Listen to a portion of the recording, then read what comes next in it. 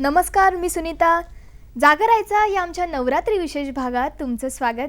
नवरात्रीच्या 7व्या दिवशी देवीची पूजा केली जाते. ही देवी म्हणजे कालरात्री. या देवीचा रंग काळा आहे. डोक्यावरील केस विस्कटलेले असून गळ्यात विजेप्रमाणे चमकणारी माळ आहे. तिला 3 डोळे आहेत. ते तिन्ही डोळे ब्रह्मांडासारखे गोल आणि चमकदार आहेत. आणि या कालरात्रीच्या प्रत्येक श्वासातून अग्नीच्या भयंकर ज्वाळा निघतात. काय आहे या देवीची आख्यायिका ते आज आपण जाणून घेणार आहोत.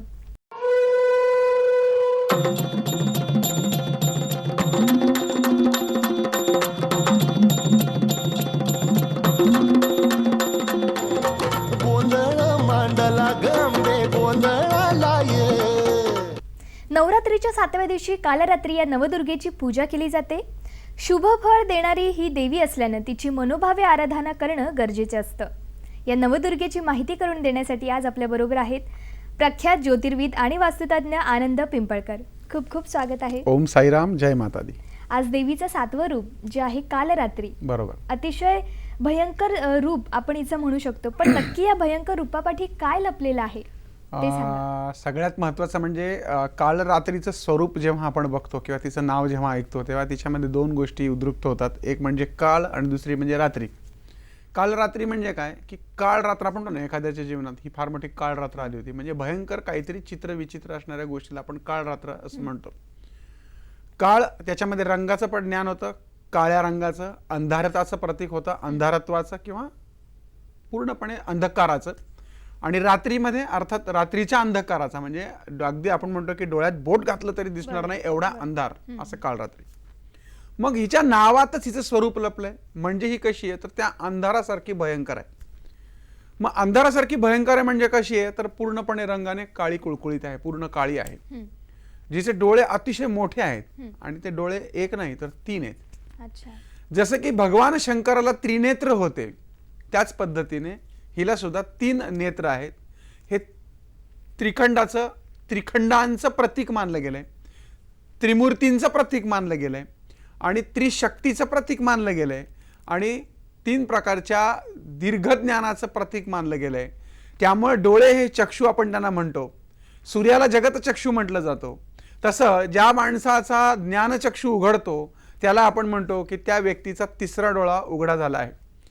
3रा डोळा म्हणजे ज्ञान.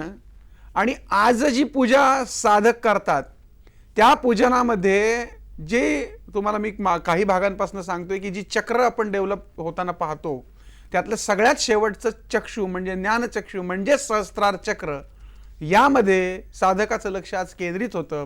आणि अर्थातच मस्तकाच्या मधोमध असलेलं सहस्त्रार चक्र जे कमळाप्रमाणे आहे ते ओपन होतं, उघडतं आणि त्यातून प्रचंड तीव्र अशा पद्धतीचं ज्ञान त्या साधकाला प्राप्त होतं. आणि त्याच्यानंतर पुढच्या ज्या देवी आहेत त्या पद्धतीने ती सिद्धिदात्री वगैरे आणि शुभकारिणी वगैरे ह्या सगळ्या आपण पुढे पाहणार आहोत. पण आजचा दिवस हा त्या चक्रामध्ये, सहस्त्रार चक्रामध्ये त्या साधकाचं मन रमवण्याचा आणि खऱ्या अर्थाने उत्क्रांतीचा दिवस असतो. म्हणून आजच्या दिवसाला अत्यंत महत्त्व मानलं गेलंय. कालरात्रीचं स्वरूप पहा कसं आहे की तिचा एक हात आहे तो आशीर्वाद देणारा आहे, एक हात तिचा अभय मुद्रेत म्हणजे आशीर्वाद देणारा आणि एक हा अभय देणारा असा आहे.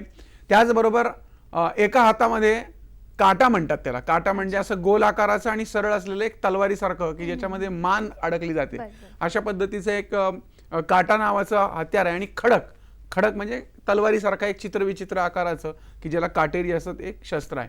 तुला माहिती सुनीता ही कशावर बसली आहे? ही गर्दभावर बसलेली आहे म्हणजे गाढवावर बसलेली आहे. आता जर आपण नीट विचार केला तर पूर्वीचा काळ जो होता हा 12 बलुतेदार पद्धतीचा असेल किंवा जातीय स्पृश्यास्पृश्यतेचा असेल, परंतु ह्यामध्ये सुद्धा प्रत्येक जाती धर्मातल्या स्त्रीला समसमान महत्त्व आहे. आणि म्हणून आपण पाहू किंवा एखादी आजही पाहतो आपण की एखादी स्त्री फार मोठ्या पदावरती, उच्च पदावरती काम करते आणि एखादी स्त्री ही रस्त्यावरती दगड फोडताना आपण पाहतो किंवा ती गाढवावरती ती लहान मूल बसलेलं असतं आणि ती पाथरवटपणा म्हणजे काम करते किंवा ती पाहते, म्हणजे तिच्यात सुद्धा ती स्त्री शक्ती आहे. पुराणकारांना हेच सांगायचंय की स्त्री ही कुठल्याही स्वरूपातली असू दे, म्हणजे ती लक्ष्मी असू दे, पार्वती असू दे, ती महासरस्वती असू दे, कोणत्याही स्वरूपातली स्त्री असू दे, कोणत्याही रूपातली स्त्री असू दे, तिच्यामध्ये त्याच शक्तीचा अंमल आहे हे सांगण्याचा प्रयत्न शास्त्रकारांनी केलाय. म्हणून आपल्याला जरी हिचं रूप उग्र दिसत असलं तरी हे उग्र रूपाला आपण भिण्याचं कारण नाही. कारण जे राक्षस आहेत, भूत, प्रेत, पिशाच आदी दमनासाठी हिनं हे रूप धारण केलेलं आहे. त्यामुळं हे रूप हिनं हिच्या लेकरांच्या म्हणजे आपल्या सर्वांच्या संरक्षणासाठी आणि वाईट शक्तींच्या विरोधामध्ये प्रबळतेने फक्त रूप दाखवून घाबरवणं. बऱ्याच वेळा असं होतं पहा की निम्मी युद्ध असं म्हणतात की ही दिखाव्याने जिंकली जातात. त्यामुळे ज्यावेळेस असा उग्र स्वरूपामध्ये ती उग्र स्वरूपिणी डोळे तिने तीन डोळे तिने मोठे केलेले आहेत आणि आपण म्हणतो की तिसरा डोळा उघडल्यानंतर ज्याप्रमाणे शंकराचा तिसरा डोळा उघडला की नायनाट होतो, सगळं विश्वाचा नाश होतो, त्याच पद्धतीने देवीचा सुद्धा हा तिसरा डोळा जेव्हा उघडा होतो त्यावेळेस अंधकाराचा तर नायनाट होतोच. सहस्त्रार चक्र म्हणजे ज्ञानचक्षुचं उघडीकरण म्हणजे ते ओपन होतं. त्याचबरोबर ज्या काही वाईट गोष्टी आहेत त्या वाईट गोष्टींवरती अंकुश ठेवण्याचं काम कोण करत असेल तर ती कालरात्र. जसे की घटे गेली पळे गेली तास वाजे घणाना, आयुष्य सारे संपून गेले राम कारे म्हणेना, असं आपण म्हणतो. म्हणजे रोज काळ आहे, रोज येतो, रोज रात्र येते, रोज दिवस येतो, काळ रात्री रोज चालू आहे. माणसाच्या जीवनामध्ये माणूस वाढत चाललाय तसं त्याच्या रात्री संपत चालल्या तसं त्याचं जीवन संपत चाललेलं आहे. त्यामुळं काळ रात्रीचं स्मरण करणं फार गरजेचं आहे. आणि काळ रात्रीचं स्मरण का करायचं तर काळ रात्री ही वाईट गोष्टींच्या विरोधातली आहे. त्यामुळं प्रत्येक माणसामध्ये चांगल्या आणि वाईट ह्या दोन्ही गोष्टी असतात. जर तुमच्यामुळं कोणाची मनं दुखत असतील, तुम्ही कोणाच्या जर मानामुंड्या पिरगळत असाल, तुमच्यामुळं देव धर्म आणि देशाचं कोणाच्या भावनांचं नुकसान होत असेल तर तुम्ही सुद्धा राक्षस आहात. म्हणून त्या काल रात्रीचं स्मरण तुम्ही तुमच्या मनामध्ये ठेवा. ते कधी ना कधीतरी उग्र रूप धारण करून तुमचा निपात केल्याशिवाय राहणार नाही. म्हणून या वाईट गुणांचा त्याग करणं म्हणजे सुद्धा तिची उपासना आहे. आणि म्हणून ही कालरात्री तुमच्या सर्वांवर, आपल्या सर्वांवर कृपा प्राप्त व्हावी म्हणून आजच्या दिवशी 8 वर्षाच्या कुमारिकेची पूजा करण्याची पद्धत आहे. 8 वर्षाच्या कुमारिकेची पूजा म्हणजे त्या कुमारिकेला घरी बोलायचे, 8 वर्षाच्या मुलीला तिचे पाद्यपूजन करायचे, तिचे पाय पाण्यानं दुधाने धुवून काढायचे, आपल्या पदराने स्त्रीने, घरातल्या सवाष्ण स्त्रीने पुसून काढायचे. त्याबरोबर पती पत्नी दोघांनी तिच्या पायाला हळदी कुंकू व्हायचं, पायाच्या करंगळी अंगठ्या शेजारच्या बोटावरती हळदी कुंकू होऊन त्यावरती सुगंधी पुष्प, शेवंतीसारखं पुष्प अर्पण करून तिला कालरात्री समजून तिच्या पायावरती डोकं ठेवायचे.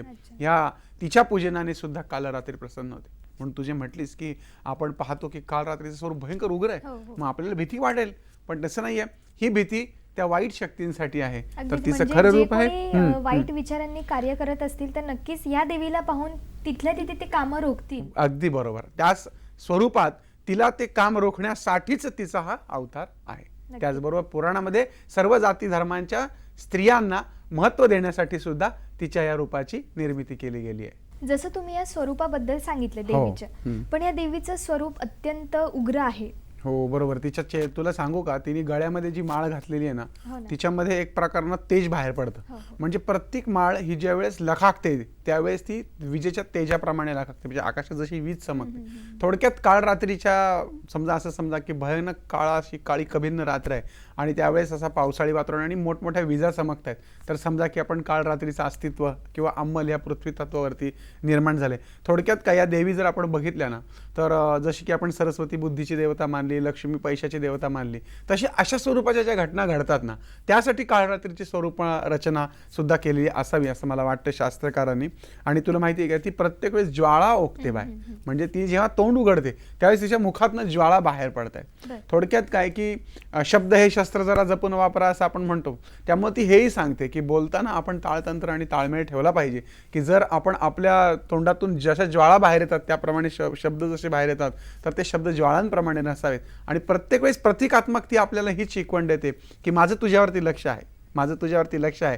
त्यामुळे चुकीची कोणतीही गोष्ट करू नको. आणि जर चुकीची गोष्ट करत असशील तर निसर्ग नियमाप्रमाणे जर बाबळीचं बी लावलं तर काटाच उगवणार आहे. त्यामुळं अंधकार निश्चित जीवनात निर्माण होईल. म्हणून सरळ मार्गाने चला. आपलं जीवन, आपला देव, आपला देश, आपलं धर्म, आपल्याला दिलं कर्तव्य उत्तम रीतीने पार पाडा. जगाला प्रेम द्या, आनंदी व्हा. खूप छान अशी माहिती सांगितली. नक्की या उग्र रूपामागे काय दडलेलं आहे त्याची तुम्ही माहिती दिली, त्याबद्दल मी खरंच आभार मानते. आणि आता देवीला प्रसन्न करण्याची वेळ आलेली आहे. देवीची उपासना कशा पद्धतीने केली जाते ते आपण नक्कीच मी तुमच्याकडनं जाणून घेणार आहे. देवीचा मंत्रजाप कुठेही करता येतो, फक्त तो मंत्रजाप मनात करावा लागतो आणि या 9 दिवसात हा मंत्रजाप करून देवीला पूजल्यास समूळ पापांचा नाश होतो असं म्हटलं गेलंय. आईच्या जागरमध्ये आपण दुसऱ्या भागात मंत्रोपचारांची माहिती करून घेणार आहोत, पण त्याआधी घेऊयात एक छोटासा ब्रेक.